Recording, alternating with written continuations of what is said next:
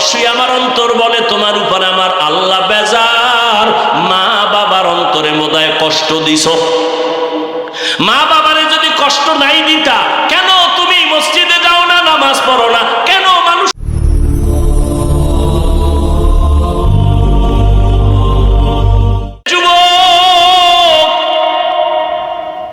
মাওলা জ্ঞান দান করেছেন, একটু ফিকির করো রে বাবা।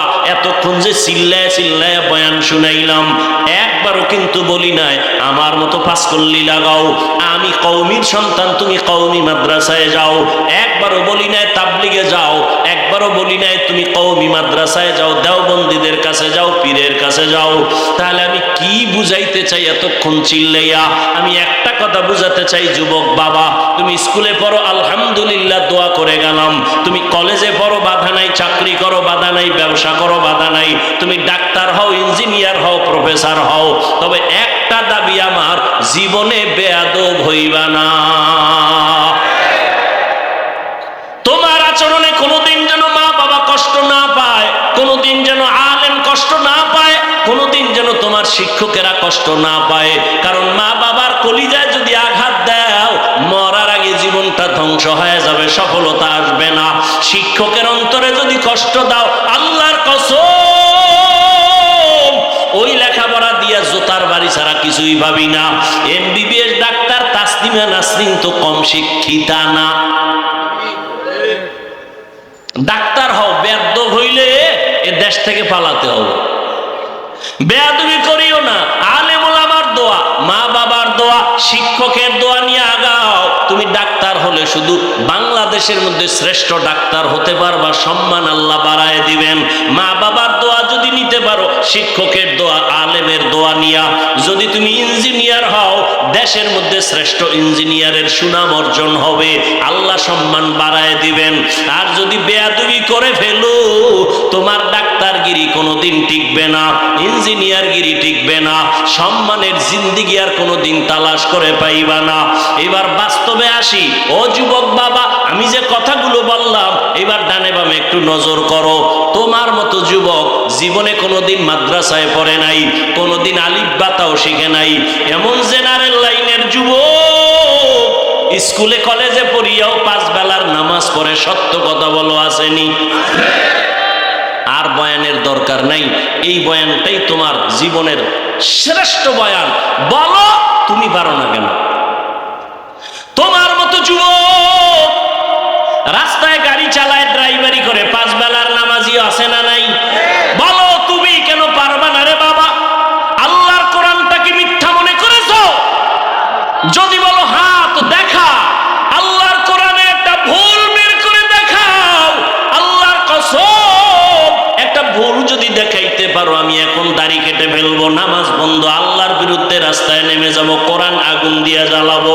কিন্তু 1500 বছর পর্যন্ত আল্লাহর কোরআনের একটা ভুল কেউ বের করতে পারে নাই, বরং বহু বিধর্মীরা কালেমা পড়ে মুসলমান হলো। মনের শুধু এতটুকুই বুঝাও, আমি তোমাদের হুজুর হইতে বলি নাই, আমি তোমাকে তাবলিগের চিল্লা লাগাইতে বলি নাই, আমি তোমাকে মাদ্রাসায় যাইতেও বলি না। তুমি ডাক্তার হও, ইঞ্জিনিয়ার হওয়ার দেখো, তোমার মতো যুবক র্যাব, আর্মি, পুলিশ, বিডিআর এর চাকরি করে, 5 ওয়াক্ত নামাজি দাড়িওয়ালা যদি থাকে, নিজের বিবেকটাকে জিজ্ঞাসা করো, তুমি কেন পারবা না? অবশ্যই আমার অন্তর বলে তোমার উপরে আমার আল্লাহ বেজার। মা বাবার অন্তরে মোদায় কষ্ট দিছো। মা বাবারে যদি কষ্ট নাই দিতা, কেন তুমি মসজিদে যাও না, নামাজ পড়ো না? কেন মানুষের সাথে ভালো আচরণ করো না? কেন তুমি মা বাবার দোয়া নিয়ে চলো না? কেন তুমি মুরব্বি দেখলে সালাম দাও না? আলেম দেখলে কেন বিরোধিতা করো? তোমার মতো যুবক তাকায় দেখো, নদীর মধ্যে মাছ ধরে, নামাজ ছাড়ে না, চাকরি করে, ব্যবসা করে, নামাজ ছাড়ে না। ও আল্লাহর বান্দা, তুমি কেন পারবা না? ও পর্দার আম্মা জানেরা, বোনেরা, আপনার মতো কত মা এখনো আছে, পর্দা করে, স্বামীর মাল হেফাজত করে, মোবাইলে সময় নষ্ট করে না, সন্তানগুলো আদর্শওয়ালা বানানোর চেষ্টা করে। এরে আম্মা জানেরা, বোনেরা, আপনারা কেন পারবেন না?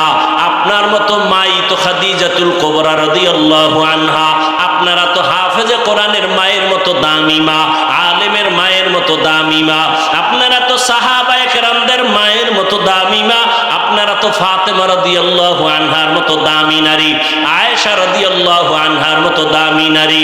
এরে আম্মা জান, এখনো সময় আছে, তওবা করে নেন। আল্লাহর ভয় অন্তরে ঢুকাইয়া স্বামীর মাল হেফাজত করেন। সন্তানটাকে আদর্শওয়ালা ডাক্তার বানান। সন্তান তেলাওয়াত করিয়া ডাক্তারিও করবে, মা বাবার জন্য দোয়া করবে, নামাজ পড়বে। বৃদ্ধ বাবাজি, আপনার মতো কত বুড়ারা হাতের মধ্যে লাঠি নিয়ে মসজিদে গিয়া 5 বেলার নামাজ আদায় করে, আপনারা কেন পারবেন না? এখনো সময় আছে, তওবা করেন। আল্লাহর ধরা বড় কঠিন ধরা। আজকে আমি টুপি পরি, দাড়ি রাখলাম, নামাজ পড়ি, হালাল খাই, কই আমাদের সম্মান তো মোটেও কমে নাই, বরং আগেও যেমন ছিলাম এখনো তেমন আছি, ভবিষ্যতেও তেমন থাকবো ইনশাআল্লাহ। আল্লাহর মোহাব্বত নিয়ে যারা চলবে এরা দুনিয়ায় বাদশা, আখিরাতেও বাদশা। যারা আলেমদের সাথে সম্পর্ক রাইখা নবীর তরিকা মেনে চলে, ব্যবসার লাইনে থাকলেও তারা সম্মানে আছে, চাকরির লাইনে থাকলেও সম্মানে আছে, আপনি কেন পারবেন না? এখনো সময় আছে, তওবা করেন। জানি না আবু জাহালের কপালওয়ালাকে এই ময়দানে তওবা নসিব হবে না। আবার ওমরের মতো কোন আল্লাহর গোলাম গুনার বোঝা নিয়ে ঢুকছে, হঠাৎ করে অন্তর তৈরি হয়ে যাবে তওবার জন্য, চোখে পানি আসবে। ওই রকম মেজাজওয়ালারা 2 ফোঁটা চোখের পানি ছেড়ে মোনাজাতে কান্দো আর তওবা করো। মনে মনে আল্লাহকে বলো, হে মালিক, জীবনে তো নামাজ কম সারি নাই, বেপরদায় কম চলি নাই, মনে চাইছে দাড়ি কাটবো, কেটে ফেলেছি, মনে চাইছে পার্কে ঘুরবো, ঘুরতে গেছি, জীবনে তো গুনাহ কম করি নাই। আজকে থেকে তওবা করলাম, মরিয়া গেল আর দাড়ি কাটবো না, নামাজ ছাড়বো না, বেপরদায় চলবো না।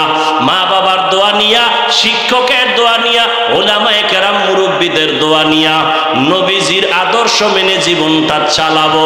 তওবা করার যদি কারো অন্তর নিয়ত তৈরি হয়, মুনাফিকি না থাকে, খাঁটি তওবার নিয়ত যাদের আছে, 2টো হাত আমার আল্লাহকে দেখায়া দাও। আয় আল্লাহ, হাতগুলো কবুল করে নেন, তওবা কবুল করে নেন, তওবার উপরে মজবুত হইয়া চলার মতো তৌফিক দান করেন, আমিন।